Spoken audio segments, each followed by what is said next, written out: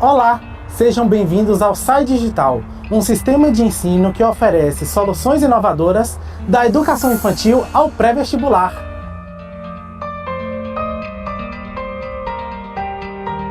Eu sou o Glauco, assessor pedagógico aqui do SAI Digital, e é um prazer falar com você nessa jornada BET Online. Com materiais didáticos hiperatualizados, assessoria pedagógica efetiva, tecnologia educacional relevante e avaliação formativa, criamos grandes diferenciais para as escolas que partilham da mesma missão que a nossa. Conheça a solução que carrega no nome a evolução. Visite o nosso stand e fale com os nossos especialistas. Eles estão preparados para atender a sua escola. Muito obrigado e aproveite a jornada! Olá pessoal, tudo bem com vocês? Sejam todos bem-vindos à jornada BET Educar Online. Que prazer estar aqui e hoje, de maneira muito especial, quero chamar a nossa convidada, professora e educadora Lucélia Seco, que vai trazer o tema Alfabetização e Letramento no Ensino Híbrido. Seja bem-vinda, professora Lucélia. Boa tarde a todos, é uma satisfação estar aqui com vocês. Encontros são sempre importantes e é isso que faz o ser humano, né? A nossa evolução vem desse processo de cooperar, de dividir com outros aquilo que a gente sabe, de aprender com os outros. Então, estou aqui hoje para dividir um pouco com vocês essa minha experiência, né? Eu tenho uma vida inteira dentro da educação. Comecei com a minha cachorra, alfabetizando a minha cachorra, porque a escola sempre foi um espaço muito importante para mim, para minha família. E me formei em magistério, porque eu queria realmente isso, né? Então trabalhei com as crianças pequenas, me formei no tempo em que a gente fazia tudo à mão, não tinha tantos recursos. E me formei em pedagogia, fui me especializando em educação infantil, em pesquisas, como já foi apresentado para vocês. E hoje a gente vai falar um pouco sobre esse novo momento, né? É um aspecto muito interessante porque é um ciclo. Alfabetização e letramento durante o ensino híbrido, né? Uma novidade para nós. Estou me dirigindo agora assim basicamente aos professores que trabalham com os pequenos, né? Com infantil 4, infantil 5, primeiro e segundo ano, que é esse ciclo da alfabetização, que é um aspecto, né, da questão de você estar trabalhando com essa aquisição da linguagem, né, da leitura e da escrita. Então, a alfabetização tem a ver com a aquisição do sistema linguístico, enquanto o letramento é o uso competente desse sistema dentro de práticas sociais.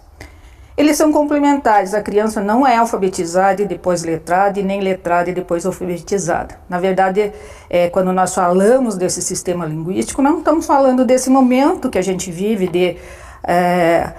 da criança estar aprendendo a ler, aprendendo a escrever, porque a criança já faz isso desde o momento que ela nasce, desde o momento em que ela reconhece o espaço que ela está, porque o letramento, ele traz isso, ele traz uma forma, né? Se eu apresentar para vocês um convite, mesmo que ele esteja escrito em inglês, em francês, no que quer que seja, ele tem um desenho, ele tem uma função. Então, você traz dentro da alfabetização e do letramento essa complementaridade que é você se apropriar da tua língua, né? Então nós alfabetizamos as crianças em língua portuguesa, por exemplo, ou na língua inglesa, e cada uma tem suas particularidades, porque é essa questão de você poder se apropriar desse sistema. Então a alfabetização, ela tem um uso individual, é você que faz, você produz, você interage com ele. Então, a leitura e a escrita, no caso da alfabetização, ela é individual. No caso do letramento, ela é social, porque é um uso de como essa escrita, né, essa língua se apresenta na sociedade. Então, quando a criança passa, por exemplo, numa rua que tem placas, numa rua que tem o nome da rua, ou que ela está vendo alguma coisa, uma lixeira, está escrito, tudo isso faz parte de um conjunto de coisas, né? Então, existe uma forma, o letramento ela é uma produção social, são convenções, por isso que a gente trabalha em gêneros, porque esses gêneros, né, são os que a gente vê nas relações que nós temos. Então, um indivíduo alfabetizado é um indivíduo que domina o sistema, e isso que nós estamos fazendo, né? Nós, professores agora de grupo 4, grupo 5, primeiro, segundo ano, estamos tentando, né, buscando fazer isso, fazer com que a criança se aproprie desse ler e escrever. Então, quando nós falamos da forma de como isso está se dando nesse momento, a gente tem que pensar, claro, quais são as atividades que estão envolvidas nisso. Quando eu falo em alfabetização, eu estou falando em codificar, né, e decodificar a leitura, a escrita, os números. Então, aí é um processo de codificação e decodificação. No letramento, quais são as atividades que estão envolvidas? Produzir os textos, organizar discurso, interpretar texto, então tudo aquilo que envolve as funções. Por que a gente aprende a ler e escrever? Por que nós ensinamos a ler e escrever? Então são essas respostas que a gente traz. Então, quando nós temos que trabalhar com esse processo tão complexo, que, como eu disse, não começa quando a criança entra no grupo 4, grupo 5 da educação infantil, ela começa lá bem cedo, porque a criança já recebe o primeiro nome, a primeira coisa que ela recebe escrito é o nome dela, né? Via de regra, na porta da maternidade, do berço, está o seu nome já, né? Porque primeiro você é um genérico, a criança também se vê como uma genérica, né? Muitas vezes ela diz assim, de quem é? Do neném, não é do Francisco, do Rui, é do neném. O neném é algo que simboliza aquilo que ele é. Depois ele vai criando essa identidade, vai criando significados, né? Até ele entender que ele é o Rui, né? Então dá para mim, dá para o Rui, né? A criança se descobre sendo autora e produtora de cultura, porque a criança também é um registro que ela faz muito importante, né? O brincar e o registro, o desenho, a produção, a linguagem artística, então arte, música, dança, são aspectos fundamentais para que você se torne um bom leitor, né? Uma pessoa alfabetizada e, ao mesmo tempo, uma pessoa letrada. Para você poder apreciar uma obra de arte, você precisa compreender o contexto daquele gênero. Muitas vezes as pessoas vão para um museu, fotografam 500 mil coisas e não sabem nem a obra que observaram, porque não observaram a obra. Estavam mais preocupados em colocar suas fotos no Instagram, para dizer eu passei por aqui, eu viajei, eu fiz, do que propriamente você apreciar a obra, ou você identificar algo diferente, ou você estabelecer conexões. Então, quando nós falamos em ensino híbrido, alfabetização e letramento durante o ensino híbrido, a primeira pergunta que eu tenho que fazer é: o que de fato estamos fazendo? Na realidade, estamos fazendo o quê? Nós estamos fazendo ensino remoto, nós estamos fazendo ensino à distância, ou nós estamos fazendo ensino híbrido, né? Porque é muito... Hoje, por termos que ter introduzido muita tecnologia e outros recursos, porque tecnologia não é internet, não é aparelho, não é nada, né? A tecnologia é alguma coisa que você usa para resolver um problema. Um copo é uma tecnologia usada para conter esse líquido que eu preciso aqui. Não adianta eu ter internet porque ele não resolve isso. Então a tecnologia ela vai surgindo na humanidade conforme as necessidades que nós temos. No mundo globalizado, no momento em que nós temos que fazer, né, tantos contatos e aprender ao mesmo tempo, né, que isso é um benefício. Vamos pensar na questão da pandemia. Se nós não tivéssemos todos globalmente interconectados, as soluções, as respostas seriam muito mais difíceis. Mas, graças a termos pessoas que utilizam de recursos diferentes, né, nós podemos dar respostas mais rápidas. Então, esse ensino que nós estamos propondo hoje, ele ainda não está bem caracterizado porque nós tivemos que fazer isso de uma forma muito rápida.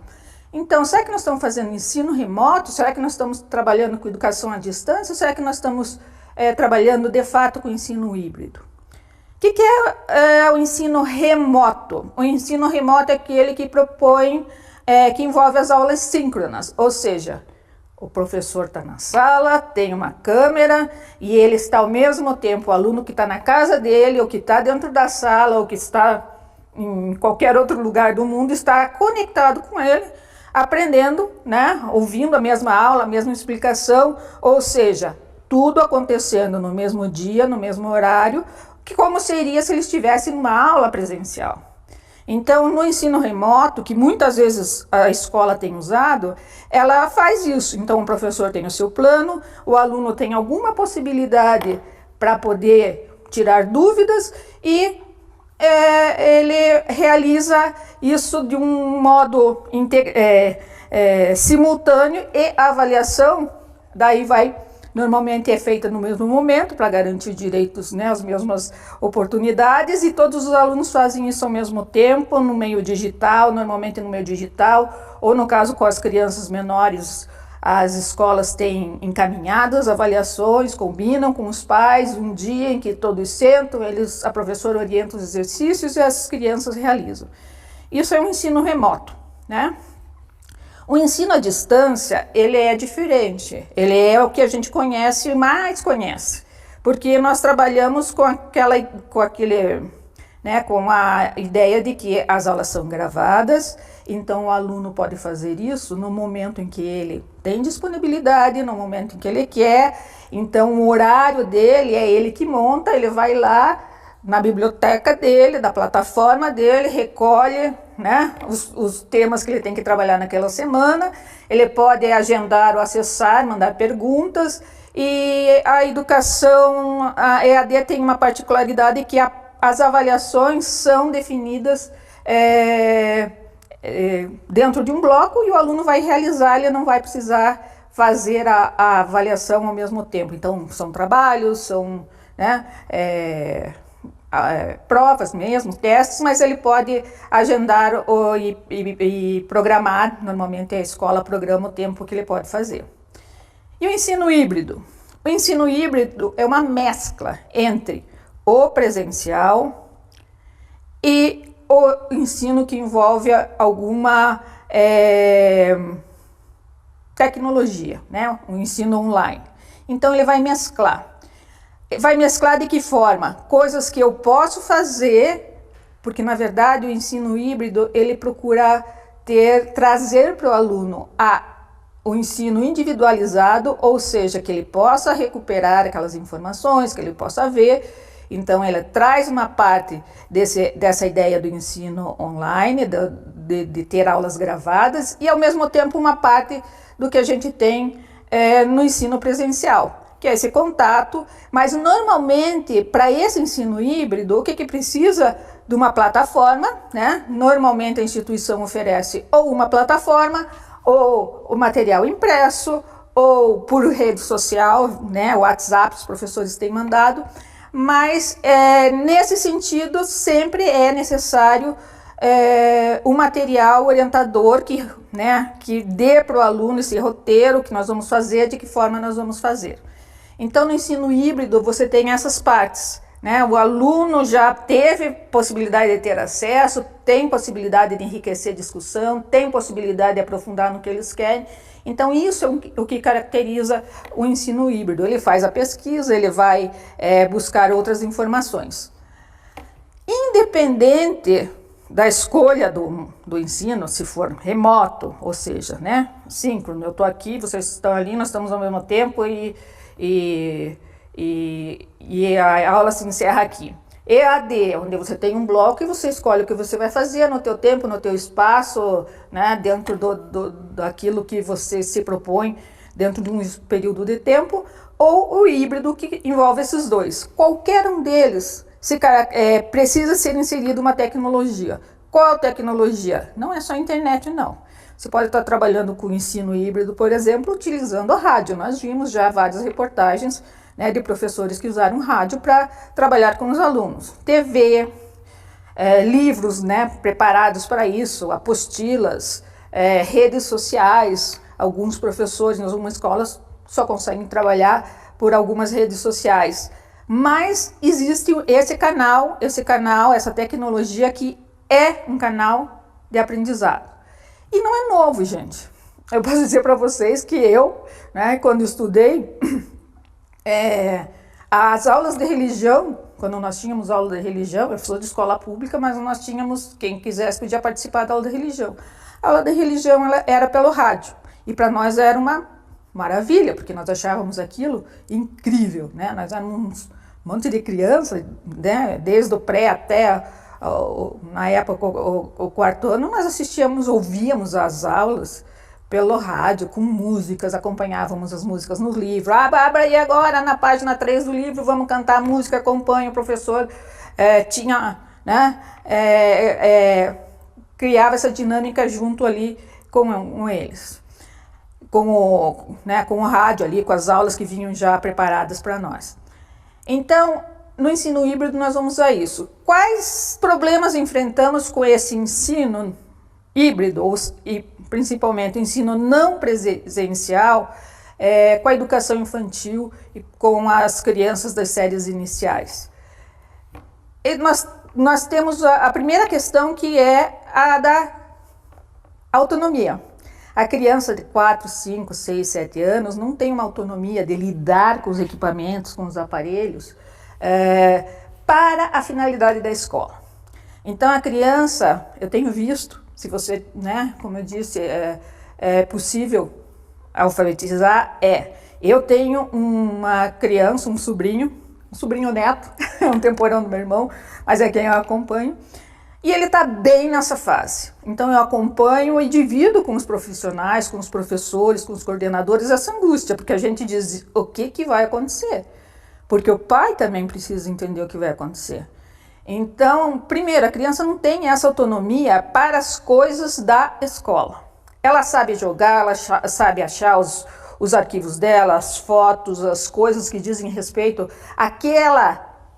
àquele letramento que foi dado. Tanto que hoje desenhar um ícone é tão importante no mercado quanto você escrever um bom texto. Porque um ícone que retrate e que não seja cópia e que leve você a ter um trabalho autônomo dentro da internet, que é o que a gente chama de ser amigável, ou seja, você deduzir qual é o passo, deduzir o que você tem que apertar.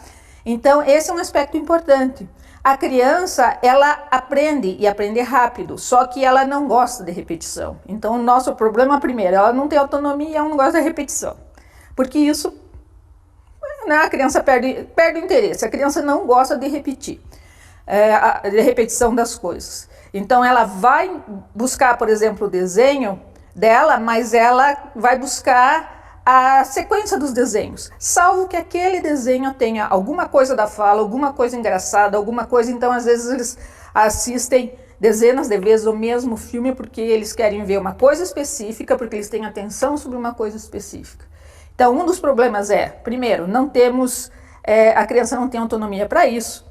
O tempo de concentração da criança pequena, quem trabalha com criança pequena sabe, né? Nós temos que ir trabalhando as atividades, alternando as atividades a cada 15 minutos, a cada 20 minutos, porque a criança ela não tem essa concentração.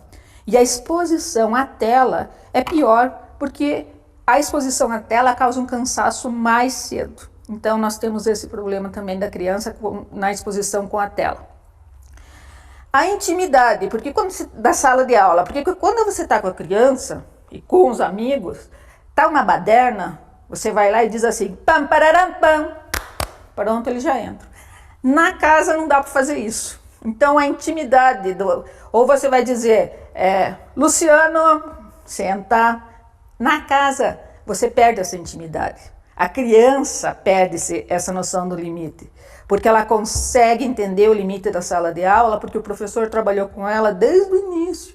Quais são as nossas regras, o que nós temos que fazer. Então, essa intimidade que faz com que, perdendo o foco, você consiga fazer voltar, na educação online, esse processo é mais difícil, então é um problema para nós, né? Esse excesso de exposição. A falta de um ambiente alfabetizador. Quando você entra na sala de aula, você tem os cartazes, você cria referência com relação às letras, todos os dias você lê o alfabeto, você tem o cartaz de aniversário, você tem o calendário, você tem uma série de coisas que dão suporte para as hipóteses da criança. Em casa não acontece, porque muitas vezes a criança está em lugares diferentes, um dia ela está na ponta da mesa, outro dia ela está no quarto, e esse próprio ambiente chama a atenção dos colegas para as outras coisas. Então muitos professores têm pedido, inclusive, que as crianças tenham uma tela de fundo, para evitar esse tipo de coisa, porque é lógico que entre eu olhar a professora e olhar o meu amigo que tem um brinquedo diferente, um Playmobil, né, ou algo que é igual ao meu, eu vou olhar para aquilo que me interessa, né? O tempo de exposição da tela do computador e a forma como ela é feita. Então, quando você trabalha com a criança na alfabetização, normalmente nós estamos com a criança voltado com um grupo, né? Porque normalmente elas estão sentadas em grupo, olhando no caderno, vendo como é que faz, um olhando para o outro, tendo pista, um diz para o outro, deixa eu ver como é que você fez, me explica aqui, me mostra aqui, eu não estou achando, o meu não está aparecendo. Então a criança, ela está interagindo. No caso da tela, não. Na tela é unidirecional. Então nós temos esse limitador, até do professor, principalmente do professor. Porque quando as crianças estão sentadas e eu entro e passo entre elas, o que eu vejo?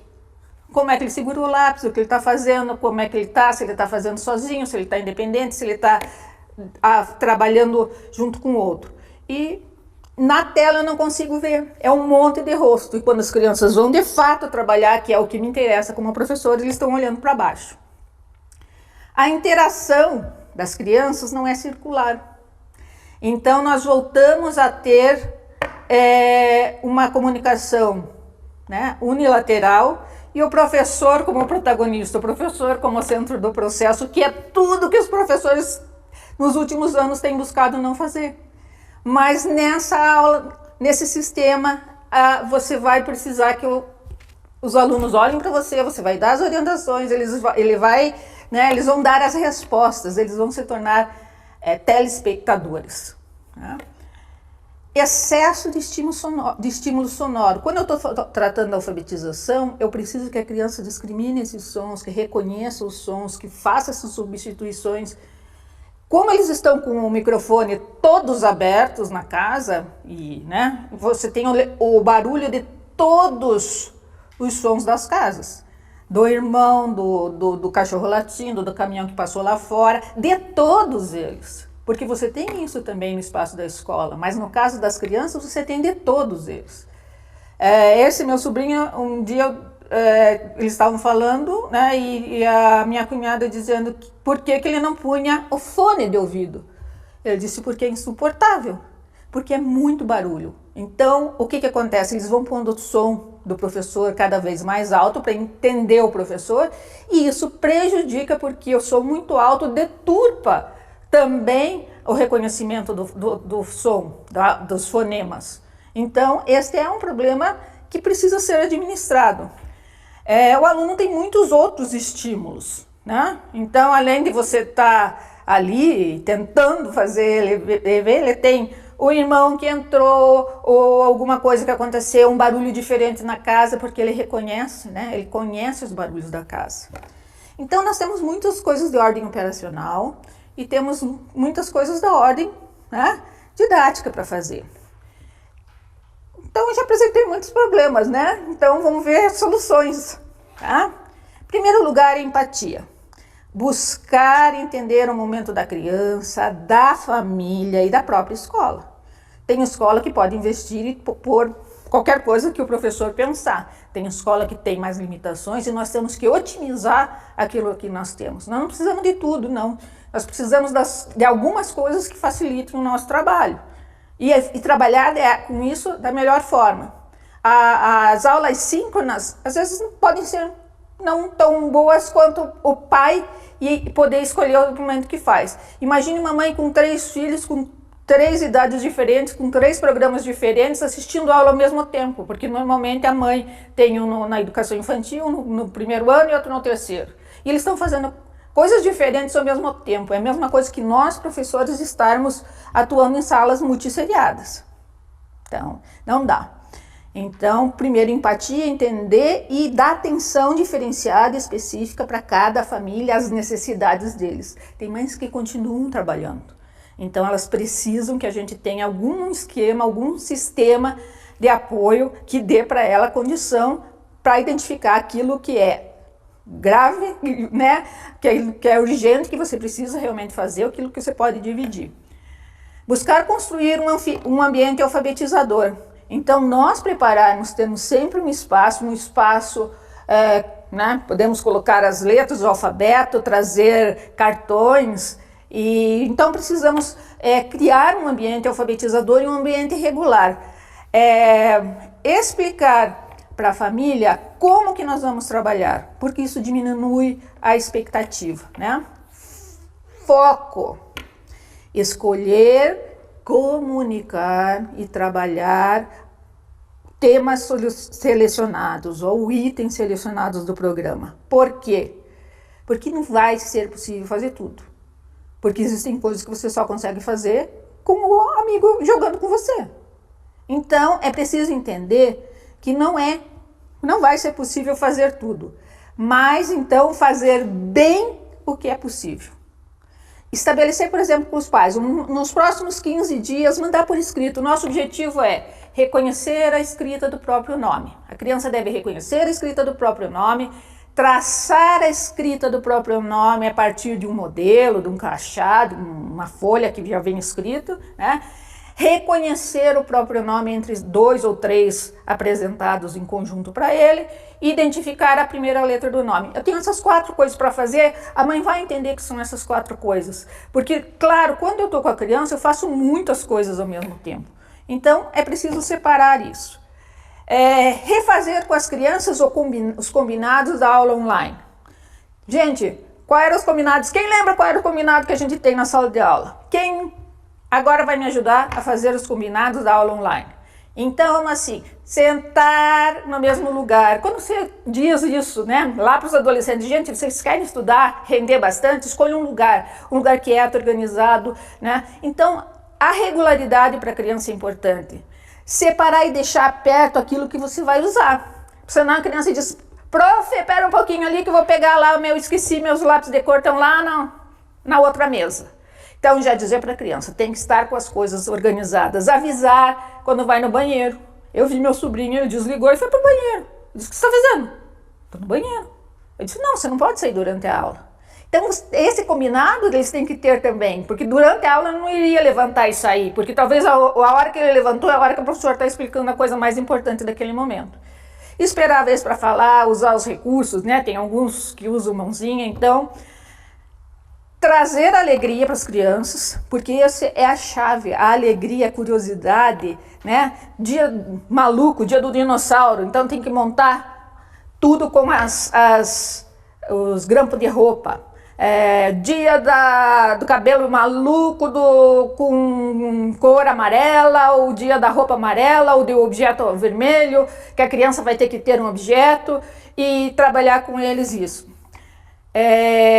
Usar os recursos de casa para alfabetização, né? Nós passamos num ciclo aí que usar os rótulos era um trabalho excelente para alfabetizar, né? Porque era aquela questão do início de entender a importância do letramento, do rótulo. Então, quando eu trago para a criança, amanhã cada um tem que trazer, né, uma coisa do armário, um alimento.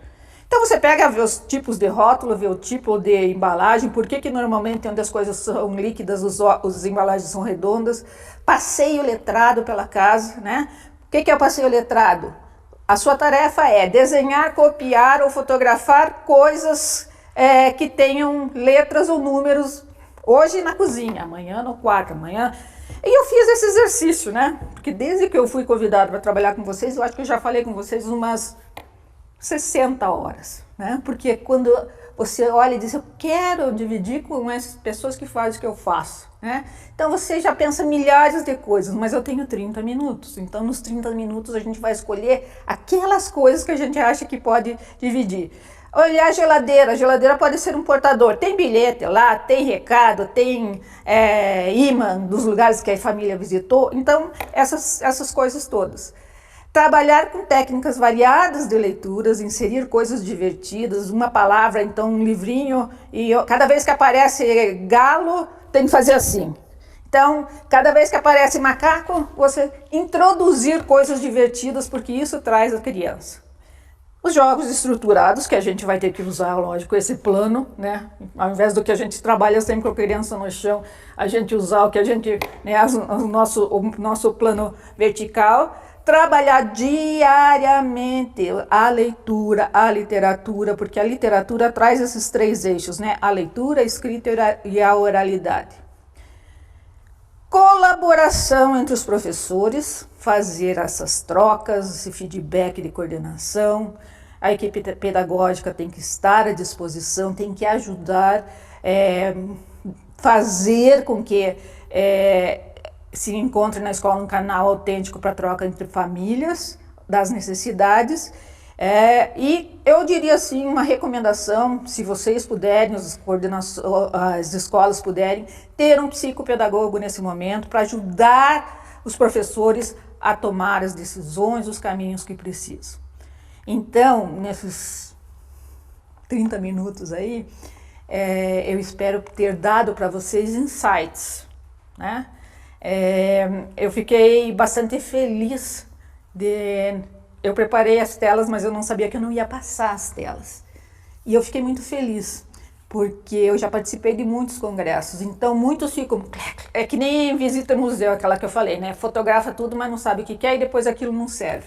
E quando você ouve, quando você estabelece uma relação com algumas coisas, puxa, eu posso fazer novamente isso, aquilo, resgatar os combinados da sala, eu posso resgatar aquele modelo que a gente trabalhou muito tempo atrás, né, sobre alfabetização com rótulos. Tem muita coisa disponível, muita pesquisa. Então, é muito bom porque cada um constrói a sua história. E ao vocês construírem a sua história, vocês ajudam a construir a história das crianças. Então, mais uma vez, muito obrigada. Eu amo a minha vida. Eu diria assim, hoje é um dia muito feliz para mim, no meio de tudo isso, porque eu consigo falar com os professores. Acho que vocês, professores, são as pessoas que fazem diferença na humanidade, são as pessoas que realmente se dispõem a um caminho muito longo, né? Se nós pensarmos que nós levamos 17 anos para formar um indivíduo, né, até que ele vá para a universidade, escolher a sua área específica, a gente sabe que educar é um projeto longo e é um projeto para os fortes. Então, um bom trabalho para vocês, um bom congresso para vocês e que tudo se resolva, né? Aos poucos, vamos fazer como Jack, dividir e trabalhar um problema por vez e nós venceremos isso tudo com certeza. Tá bom, gente? Um abraço, um beijo para todos vocês, para todas as crianças que vão, né, ter o benefício de estar trabalhando com vocês, porque quem está assistindo é alguém que escolheu ser melhor para os seus alunos. Então, parabéns, um abraço para vocês e bom trabalho. Quantos desafios, não é mesmo, professora Lucélia? Muito obrigado por essa participação. E você que esteve aqui conosco, não se esqueça de visitar o nosso stand virtual e conversar com um dos nossos especialistas. O Saio Digital está pronto para atendê-lo. Até mais, tchau!